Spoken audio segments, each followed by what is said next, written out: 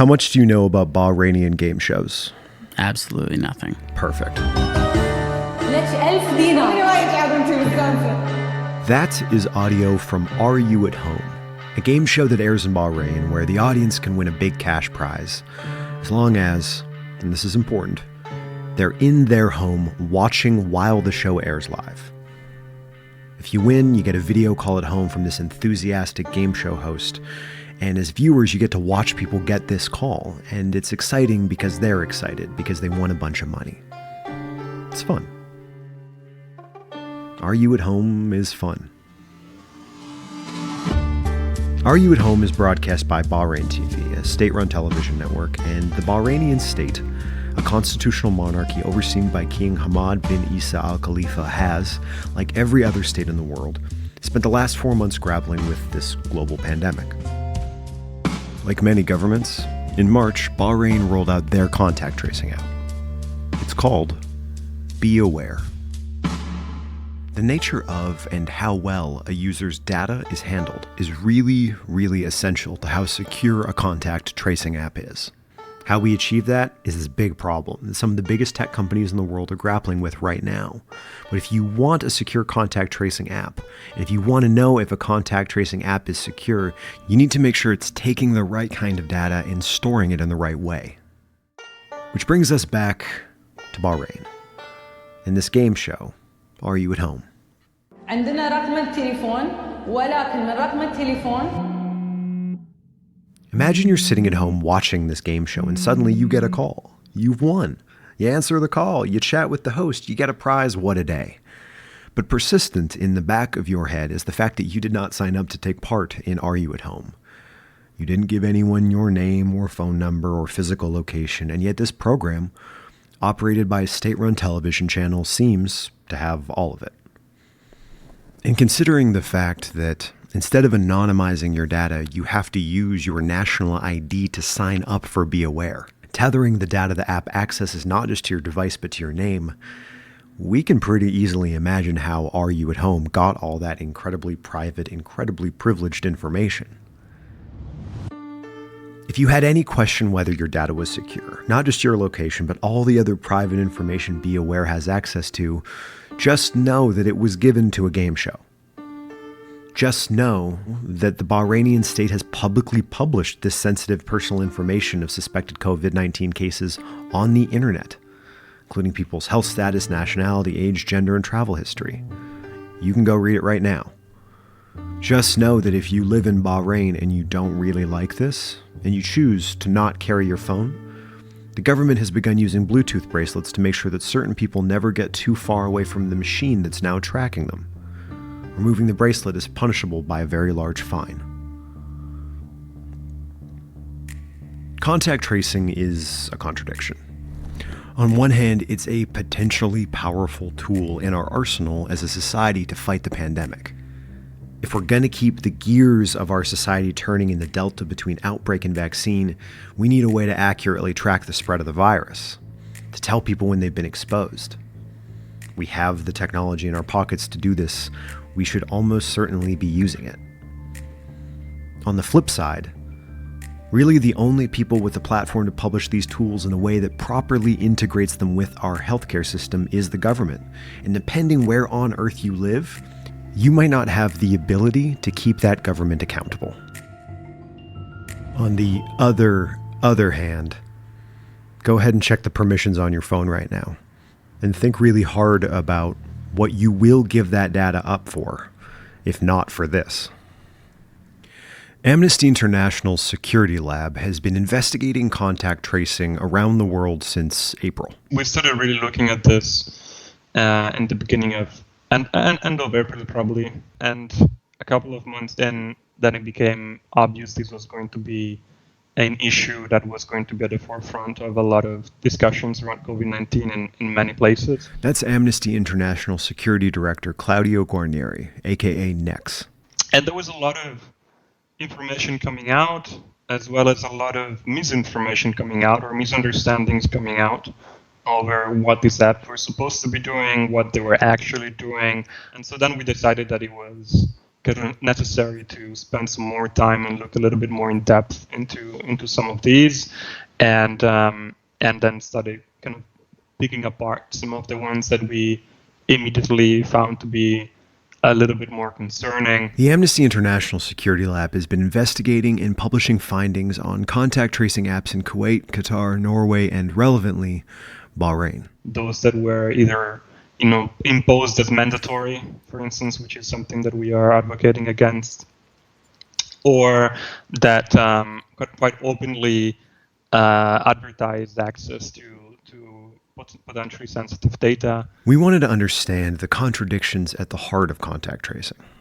So we hopped on a call with Nex to talk about the tech behind these tools, the vulnerabilities that they expose, and whether or not you should download them.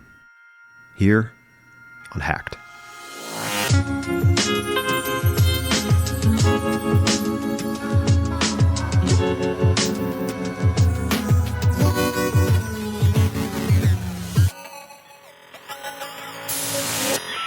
We should probably define what contact tracing is. Sure. Probably should have done that before I just told a 6-minute story About contact tracing. Contact tracing is an old paper pen process of essentially finding out who someone's been in contact with. Literally, contact tracing.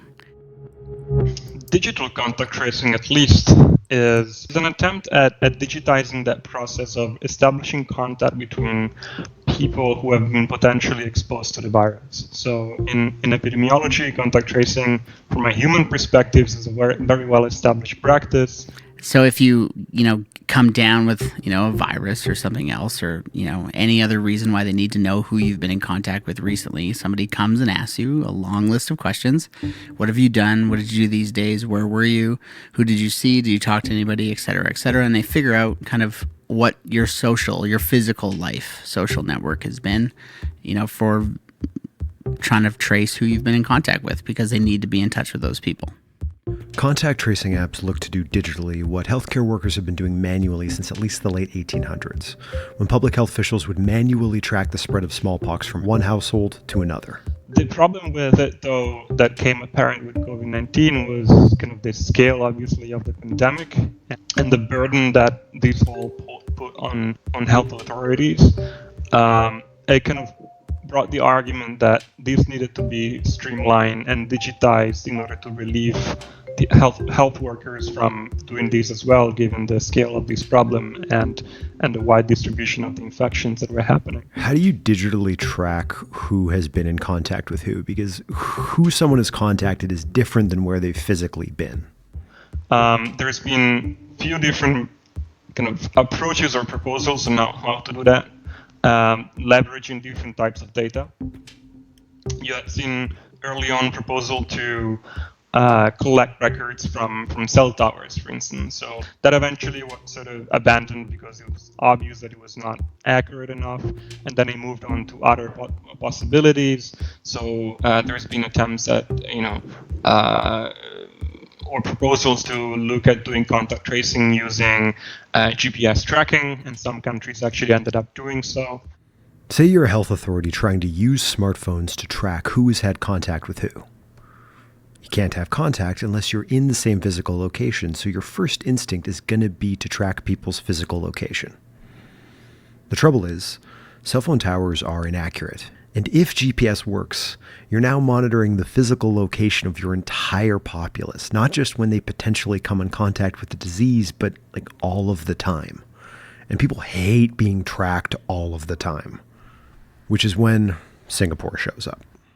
And at the beginning, Singapore, I suppose, was the one that put this on the spot as a potential method, was using Bluetooth as a vehicle for contact tracing, and many others have then followed, and Apple and Google and so on came with their own implementation. And with it, essentially, the principle is always the same.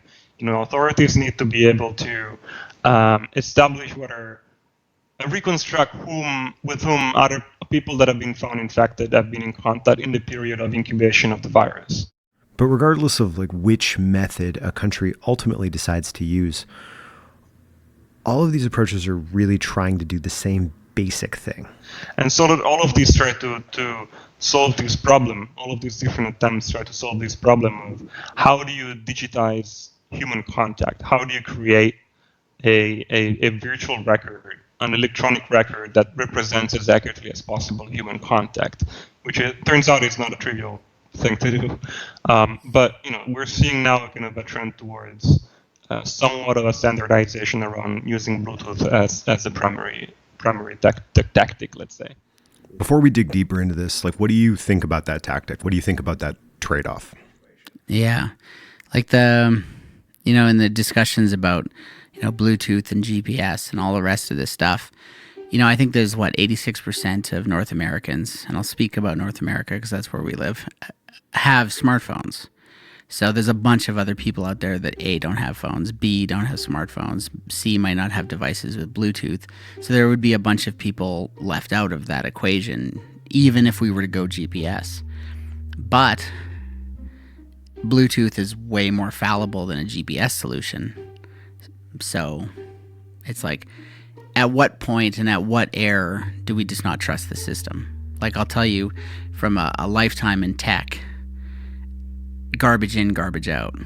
And if the system is completely useless because it's only, sub 50% reliable, then it's not even worth having. Because if we put any trust into it and it fails to perform, then we're just going to trust it less and less.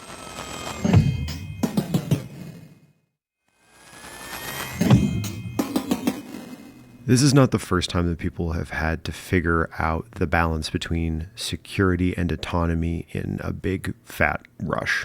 Beautiful, isn't it? Beautiful, unethical, dangerous. You've turned every cell phone in Gotham into a microphone. And a high-frequency generator receiver. You took my sonar concept and applied it to every phone in the city. With half the city feeding you sonar, you can image all of Gotham. And also real things. Today, the president signed a big new anti-terrorism bill that would expand the government's ability to track down terrorists, but at some cost. To figure that balance out, you really have to understand what info you're giving and what is being done with it in order to be able to draw a line of what you will and won't accept from one of these apps. You can look at this from different perspectives. You can look at it from a utilitarian perspective, and in that sense, the more data, the better. Obviously, we look at it from a human rights perspective. So we try to provide a human rights interpretation to this new technology as well. And when we do this, and we do this with every emerging technology, not just contact tracing, but everything sort of new that comes along, that has a potential to erode fundamental rights. Essentially, we apply 2 or 3 preconditions. The first one obviously being this technology that is being introduced and that has a risk of eroding people's, let's say, privacy in this case, needs to be necessary. And that's a very tricky one to answer in this case because of the fact that it's not something that has been done before, really, not at this scale. And we don't really know yet what will be the outcome of this experiment, let's say. So it's hard to really kind of argue both in favor and against the necessity of digitizing contact tracing in this way. Personally, I think it's sort of an experiment that we'll have to live through and see the end of to really have a solid judgment on, although personally also have a lot of reservations in various aspects of it. What's the second metric that you take into account in these situations? The second criteria is proportionality. We need to look at this new technology and see, is what is being done or requested citizens and people to sacrifice in terms of fundamental rights, in terms of privacy, proportionate to the goal that this new technology is trying to achieve. And so in this case, when we look at proportionality of these technologies, essentially we need to take a few steps back.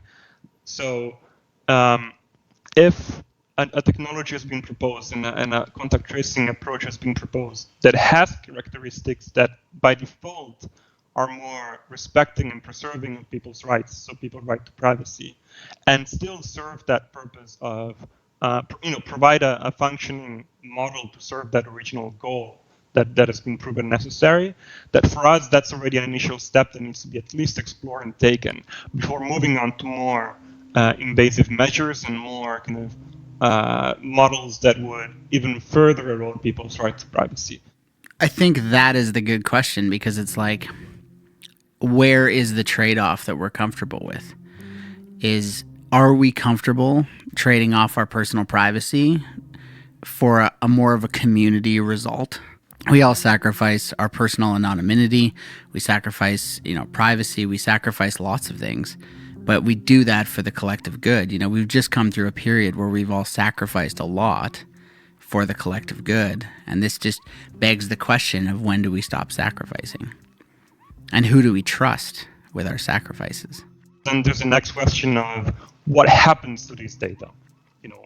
Who owns this data, how frequently it's being collected, and where it is being collected and stored, and where the analysis of this data happens. And that's where the whole debate of centralization versus decentralization kind of comes in. But as it stands, so with all of the options that we've seen so far, and all of the approaches and models that have been proposed so far, what seems to us is that those that apply a decentralized architecture with Bluetooth contact tracing, with sufficient cryptography and privacy protection in place, so that identifiers are rotated, and all possible de-anonymization and attack that could be done against the system are minimized as much as possible, are the ones that we think are favorable, and are the ones that we think should be at least explored first.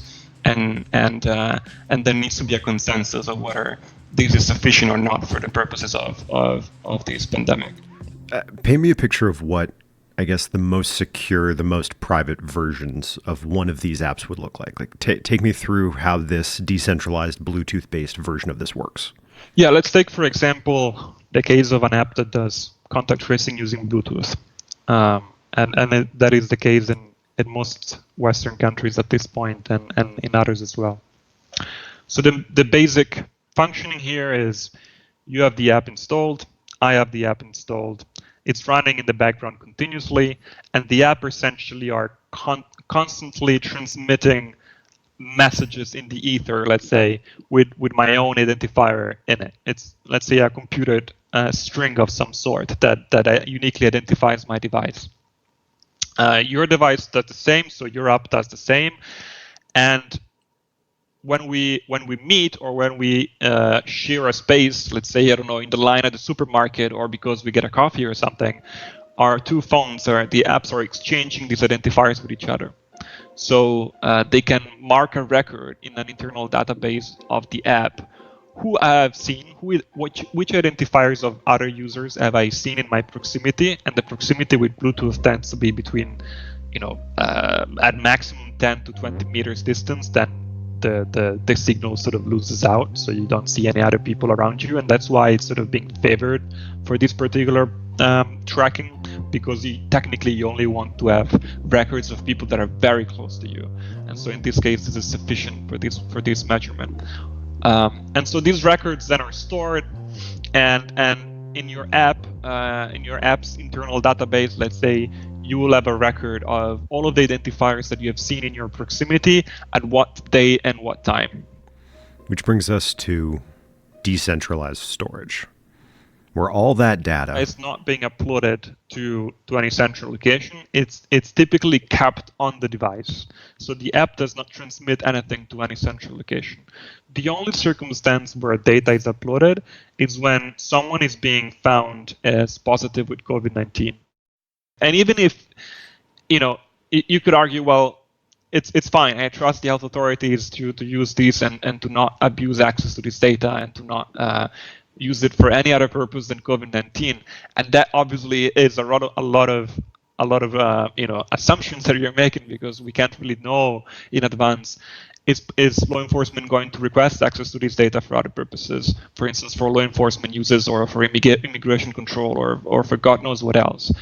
And given the sensitivity of the data that these systems aggregate, that's why we need to pay particular attention and be particularly careful with their management. I appreciate that we're really looking at this from like a privacy and human rights perspective, but I guess just from like almost like a personal or utilitarian perspective, like, what do you think of this, Scott? A lot of what I'm saying is under the privilege of being a Canadian, no doubt. This has been going on. Like, most people out there who are worried about this are already giving this information away. they're just giving it away for nothing instead of the, a major social and physical benefit to society. So it's like, to me, if I was building this system, it would be concurrent GPS based all the time, and it would be centralized and queryable. And so the second you had your COVID test or your corona test or any tests, like let's assume that, this isn't the first and last pandemic. When you go in for your test, you also scan in your track ID or whatever the code used in the API will be. And so the second the system knows whether you're positive or negative, it knows who to alert, because it can see in the proximity information from the GPS. Granted, consumer GPS isn't, within 6 feet. It's like within 30, but better safe than sorry, especially if you've been touching surfaces and things like that. If I was looking to do this in the most utilitarian way and trusting that this information will be secured, safe, and kept to the best of people's ability, not only that, but most of this information exists already and is being given out to third parties already, and people have consented to that already. I think that this is something that, we should be discussing as a society in a much deeper, stronger way about, collective good.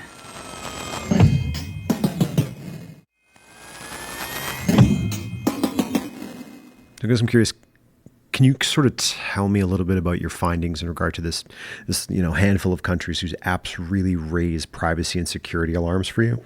We single out a few of these countries, specifically Bahrain, Kuwait, Norway, and earlier on Qatar, because of kind of the particular implementation that they decided to adopt that we found to be problematic. So in the case of Bahrain and Kuwait and Norway, for instance, all of them share a similar design from a foundational point of view. So all of them do live GPS tracking at different frequencies. So in all of these three cases, we have kind of both that kind of what we believe to be excessive tracking, so real-time GPS tracking, and centralization in place, where the data is automatically collected by the authorities and they're stored somewhere.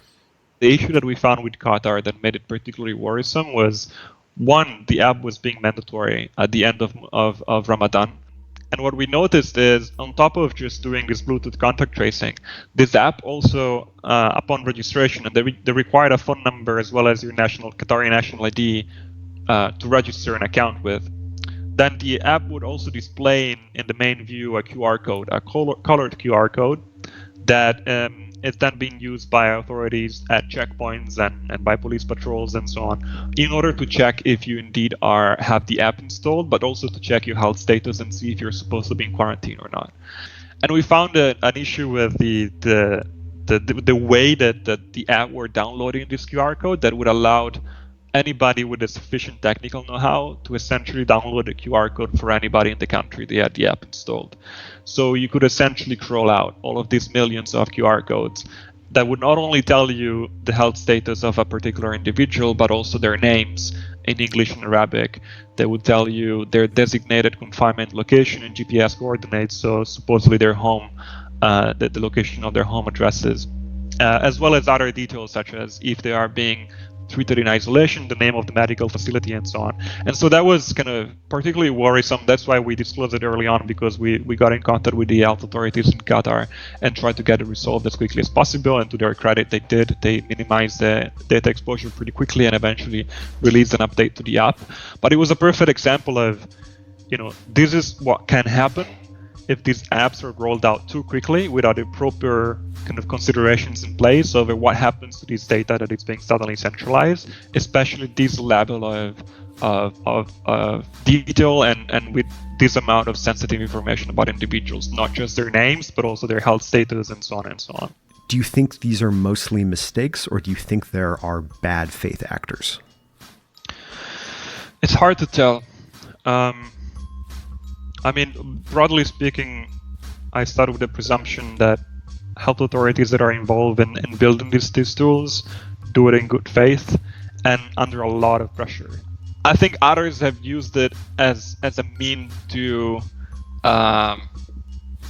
let's say to show a little bit too much to the population they're doing something while neglecting other things that perhaps were a little bit more important.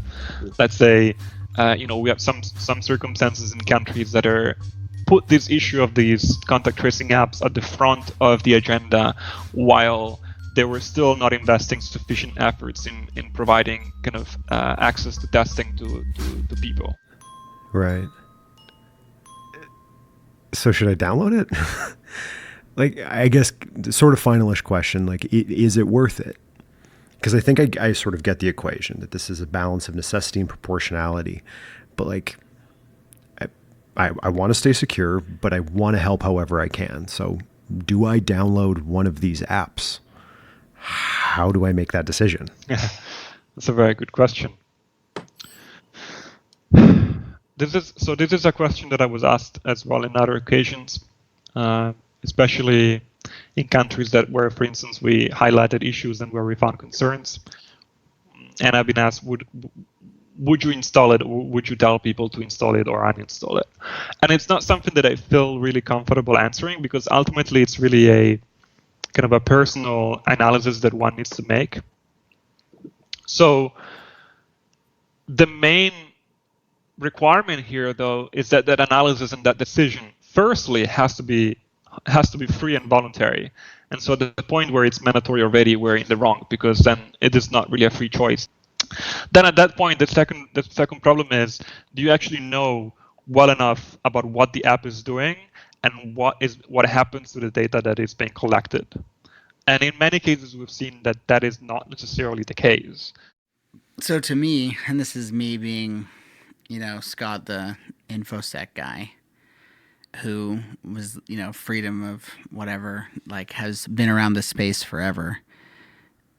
This is something where I feel like we're going to need to flip the switch and give it up. Yeah. This is just one of those situations where it's like, we're talking about real harm. Mm-hmm. Like, we're talking about physical deaths, like the value of lives, the value of collective and wholesale lives. Not only that, but then we're also talking about the repercussions it's having, as well as the closures.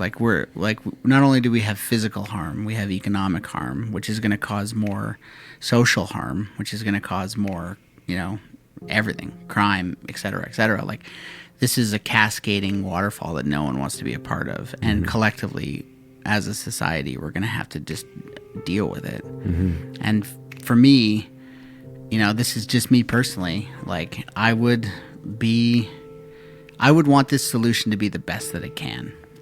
And to me, the best version of this solution is not the one that's the most private.